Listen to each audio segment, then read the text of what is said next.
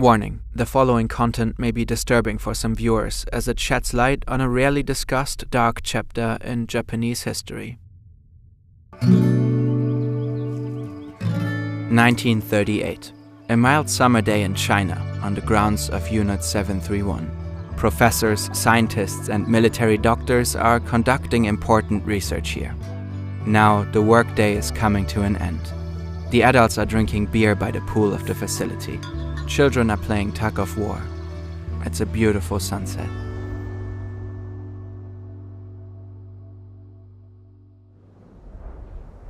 The people next door in the barracks are unaware of this. For them, there is no end to the day. No yesterday, today, or tomorrow. They don't know if it's day or night. They know only one thing. A cruel death awaits.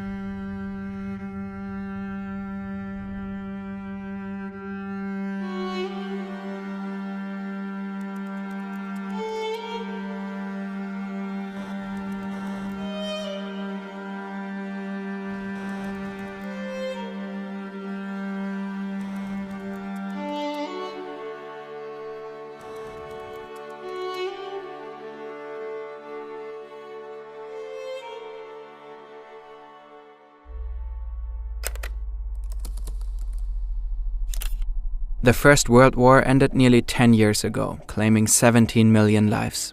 Japan fought alongside the Allies. As a result of their victory, Japan's economy is now thriving. The empire, under Emperor Taisho, is a member of the League of Nations. Japan enjoys good international relations, participating in conferences on disarmament and arms control, all in the name of preserving peace. In Geneva, the seat of the League of Nations, Japan signs a historic protocol.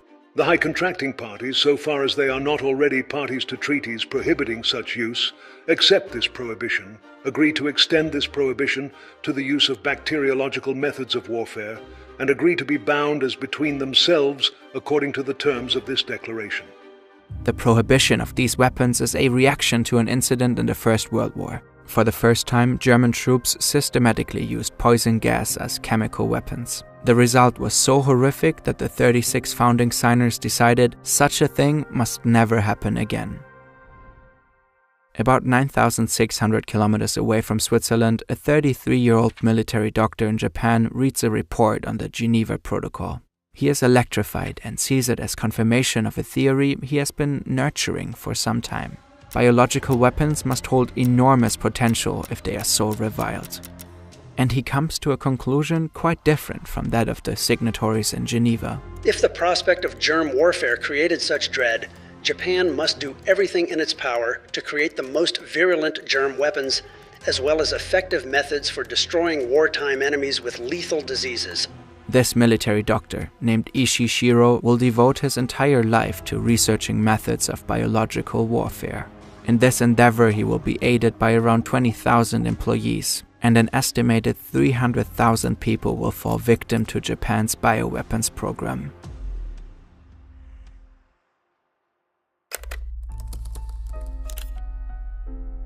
Ishii is regarded as very intelligent, if not even a genius. At the same time, he is described as ruthless, extremely arrogant, and ambitious, someone who would stop at nothing to advance his career. When he pitches his idea to the military leadership, his ultra-nationalist stance becomes evident. What if enemy states attack us with biological weapons? Then we would be helpless. And we can take advantage of new weapons technology offensively. What if we face a shortage of iron and steel during an economic crisis? We can kill two birds with one stone. Biological warfare saves money and resources while creating an invaluable killing potential. In 1928, Ishii, likely on behalf of the army, embarks on a 2-year world tour. He aims to collect research findings on biological warfare. When he returns to Japan in 1930, the political landscape in the country has changed. Under the new Emperor Hirohito, ultra-right politicians are in power. Japan's economy has been severely hit by the global economic crisis. In these circumstances, Ishii's ambitions find fertile ground. He wants to create an entirely new institution, the Institute for Epidemic Prevention. Once again, he pitches his idea to the War Ministry, claiming that other countries are secretly developing biological weapons too. That's what he supposedly discovered during his world tour. Now the War Minister himself becomes interested in Ishii's research. The government provides them with the necessary resources. They revive Japan's chemical warfare unit, a remnant from World War I. In 1932, Ishii's institute begins its work. Ussher and his team experiment with the pathogens for glanders, cholera, typhoid, gas gangrene, anthrax, and plague. Ussher is particularly interested in the latter. To him, the plague is one of the most dangerous potential bacterial weapons. During his travels, he studied the effects of the plague in Europe from the 14th to the 17th century. The institute's name conceals the second part of Ussher's research. There are two types of bacteriological warfare research, A and B. A is assault research, and B is defense research. Vaccine research is of the B type, and this can be done in Japan. However, A-type research can be done abroad. The problem with biological weapons is that pathogens don't distinguish between friend and foe. An out-of-control epidemic would endanger millions of people in Tokyo. And Ussher is convinced to develop the perfect biological weapon, a bit of lab research is not enough. He wants to test his developments on a large scale, regularly, extensively, on human subjects. The political climate is perfect for Ussher's plans. Japan's new military leaders want to expand. They are more aggressive than their predecessors. Some of them aim to occupy Manchuria. The Chinese region is militarily weak and rich in resources.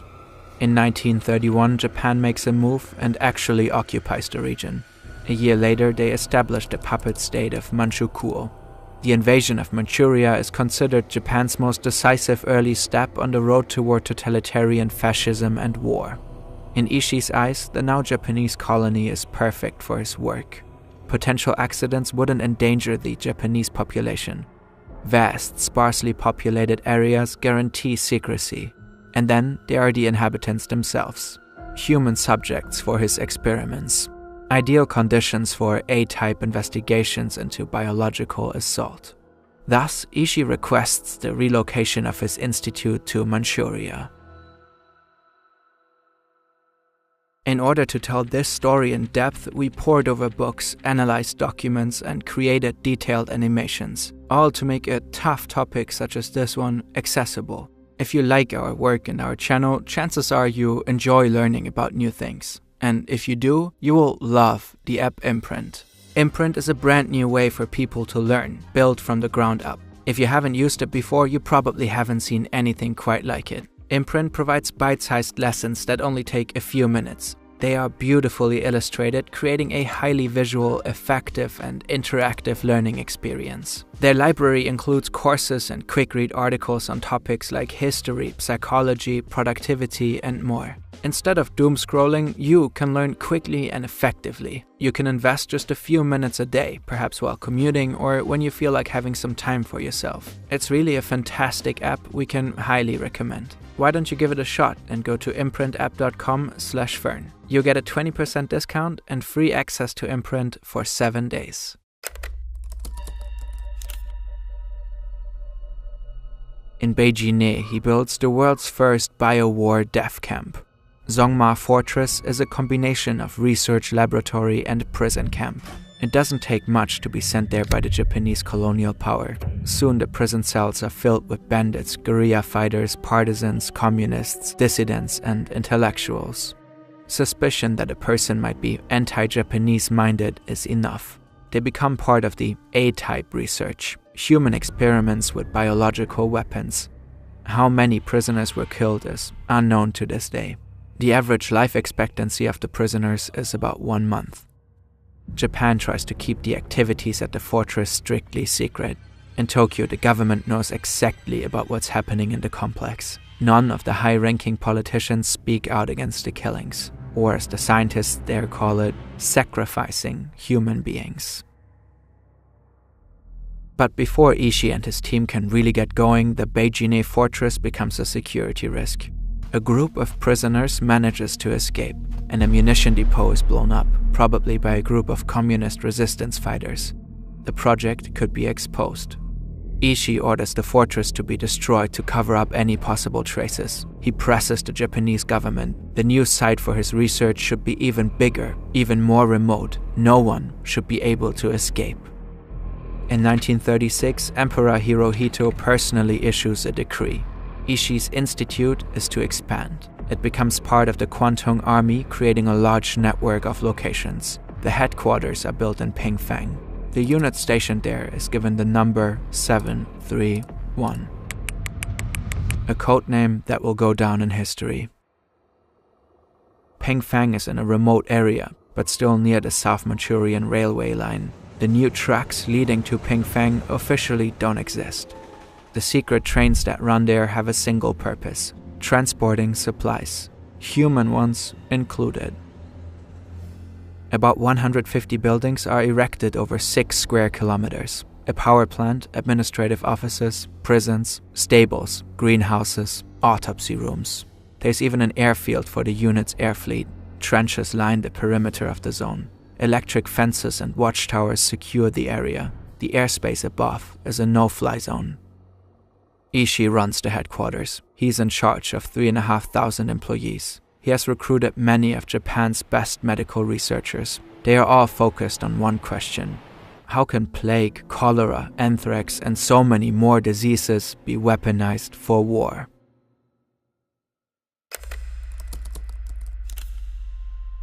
As staff bring in a middle-aged prisoner to a room, he's quiet. He knows it's over for him. He's stripped naked and tied to the bed. But when the medical assistant picks up a scalpel, the prisoner finally starts screaming. I cut him open from his chest to his stomach, and he screamed terribly. His face twisted in agony. The sound was unimaginable. He screamed so horribly. But finally, he stopped. This was just another day for the surgeons, but it really stuck with me, because it was my first time. This Chinese prisoner has been deliberately infected with the plague and is now being dissected alive. The researchers want to see how the plague ravages his internal organs. Anesthesia isn't used as it could interfere with the results. Between 1936 and 1945, at least 3,000 people are murdered in experiments like this one, though the actual number is likely much higher. As the Pacific War breaks out and Japan later attacks Pearl Harbor, Unit 731 carries on undeterred. Since the unit is now officially part of the army, they receive new orders: push the human body to extreme conditions to see how it reacts. To study frostbite, prisoners are forced to stand outside barefoot. Specific body parts are submerged in water to freeze them. Prisoners are locked in pressure chambers to test how much pressure the human body can withstand until their eyes pop out of their skulls. Women were forced to become pregnant to study how diseases like syphilis transmit from mother to child and how likely the child is to survive. Even though a large number of babies were born in captivity in Pingfang, most likely none survived. We could go on forever. The list of unspeakable, unimaginable atrocities is so unbearably long. In the labs, there are large 2-meter tanks where human bodies float in formaldehyde, cut in half from head to toe. In other jars, body parts are stored, all neatly labeled and documented: feet, hands, heads, organs. Next door, the bioweapon production is in full swing. Division 4 of Unit 731 produces 1 ton of cholera bacteria, 500 kilograms of anthrax, and 700 kilograms of typhus bacteria per month.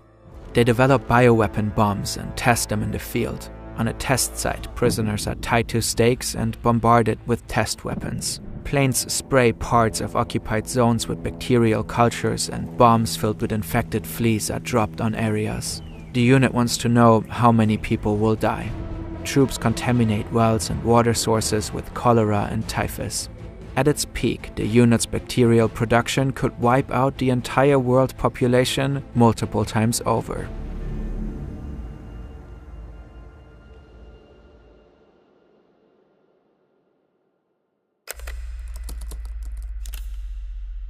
After long years of war, World War II is finally drawing to a close. The Allies control most of the Pacific. Japan's major allies, Italy and Germany, have long since surrendered.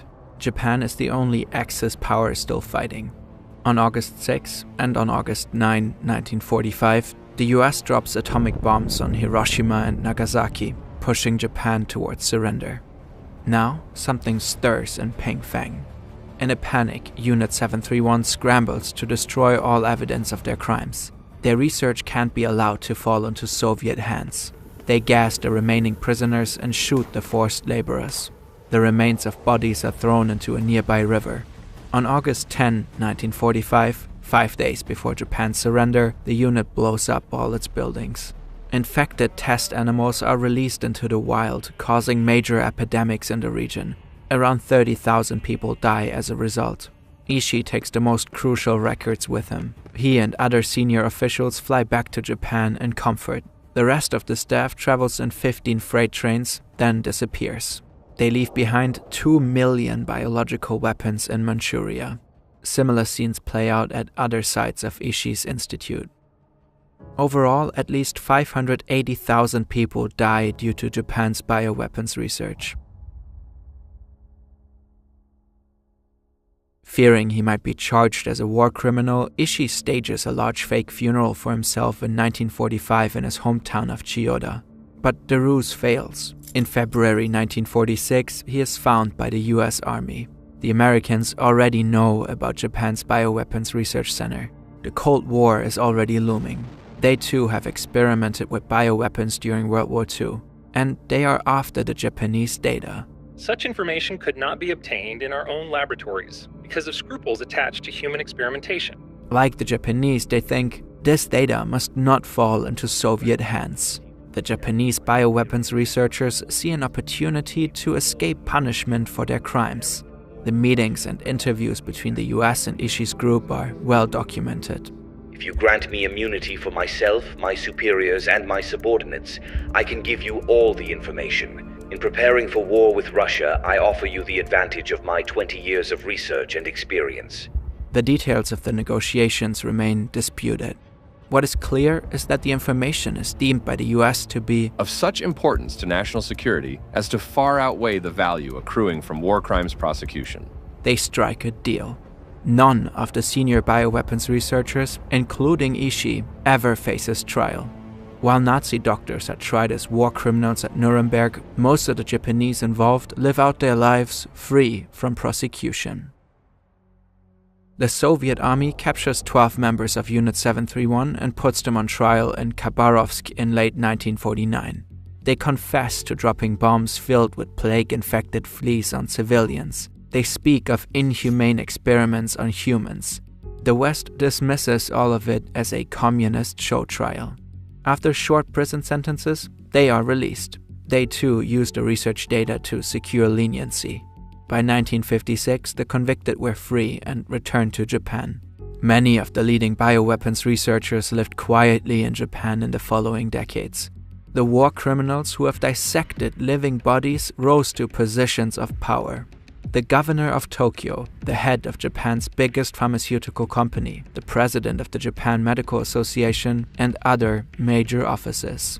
There's overwhelming evidence that the Japanese government knew about the atrocities. Yet, it wasn't until August 2002 that the Tokyo District Court finally ruled that Japan had engaged in biological warfare. Its main purpose was to research, develop, and produce biological weapons. In order to do this, prisoners from the Chinese resistance forces were used as the subjects for experiments. But no compensation was awarded. In 2018, the Japanese National Archives released a list of the 3,607 members of Unit 731. Ishii didn't live to see it. He died of throat cancer in 1959. Before his death, he regularly attended reunions of his former unit. Almost every year, former members gather. Some still deny to this day that they ever participated in human experiments.